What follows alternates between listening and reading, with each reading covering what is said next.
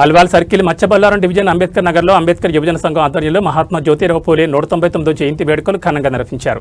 ఈ కార్యక్రమానికి ముఖ్య అతిథిగా మల్కాజ్గిరి మాజీ ఎమ్మెల్యే మైనంపల్లి హనుమంతరావు, మచ్చబల్లారం డివిజన్ మాజీ కార్పొరేటర్ రాజ్ జితేంద్రనాథ్ హాజరై మహాత్మా జ్యోతిరావు పూలే విగ్రహానికి పూలమాలలు వేసి ఘనంగా నివాళులర్పించారు.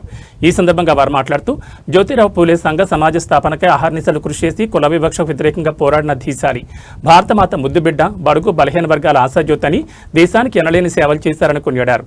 ఈ కార్యక్రమంలో అంబేద్కర్ యువజన సంఘం సభ్యులు మరియు కాంగ్రెస్ పార్టీ నాయకులు, కార్యకర్తలు పెద్ద సంఖ్యలో పాల్గొన్నారు.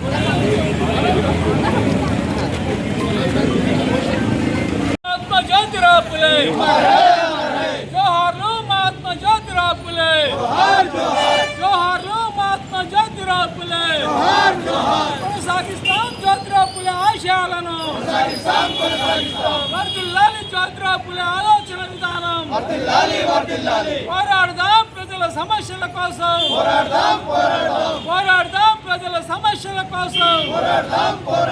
జై భీమ్. నగర్ కాలనీలో ఆ మహనీయుల విగ్రహాల దగ్గర 199వ జయంతి మహాత్మా జ్యోతిరావు ఫులేకు ముఖ్య అతిథిగా విచ్చేసిన మైనంపల్లి హనుమంతరావు గారు, మరి రాజ్ జితేంద్రనాథ్ గారు, మరి కాంగ్రెస్ కుటుంబ సభ్యులకు అందరికీ స్వాగతం సుస్వాగతం చెప్తూ, మరి మహాత్మా జ్యోతిరావు ఫులే ఇందాక నరసింగన్న గారు మన యాదగిరి గారు పెద్దలు చెప్పినట్టు 1827 11 ఏప్రిల్న జన్మించారు. మరి గోవిందరావు చిన్నమ్మబాయి దంపతుల ఇద్దరు మగ సంతానము, మరి రామోజీరావు, జ్యోతిరావు ఫులే అని ఇద్దరు కొడుకులు.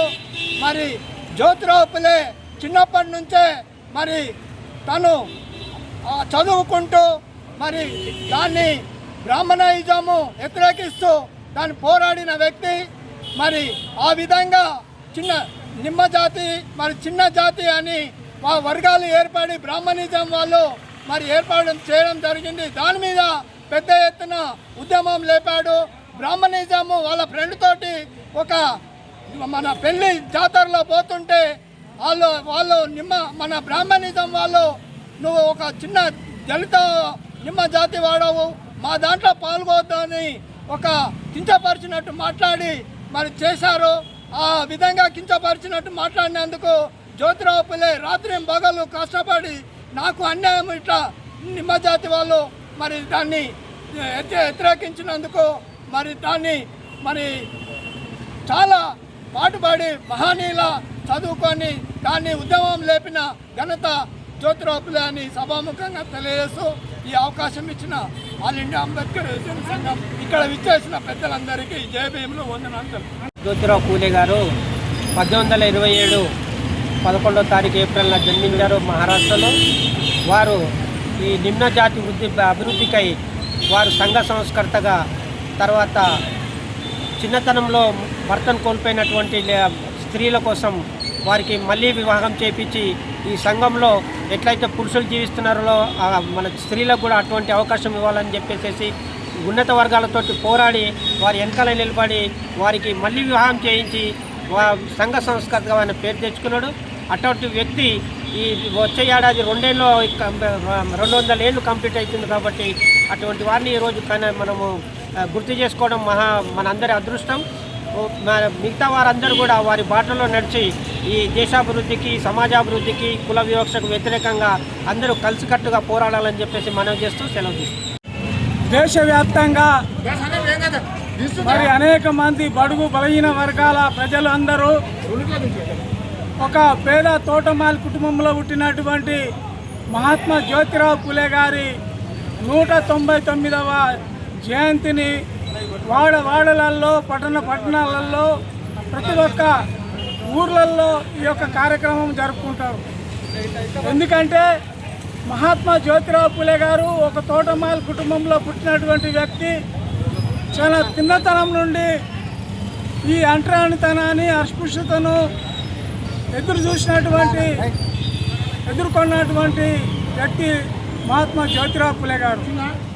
మరి ఆయన అనుభవించిన కష్టాలు ప్రజలకు రాకుండా ప్రజల కష్టాలను తీర్చిదిద్దే విధంగా మరి ఎన్నో కార్యక్రమాలు చేపట్టినటువంటి మహాత్మా జ్యోతిరావు పులే గారు తన చిన్నతనంలోనే 9 ఏళ్ళు ఉన్న అమ్మాయిని సావిత్రిబాయి పులను తాను 13వ ఏట ఉన్నప్పుడు వివాహం ఆడి మరి ఆ యొక్క సావిత్రిబాయి పులే గారికి అక్షరాలు నేర్పించి ఈ దేశంలోనే మొట్టమొదటి టీచర్గా తయారు చేసిన వ్యక్తి మహాత్మా జ్యోతిరావు పులే.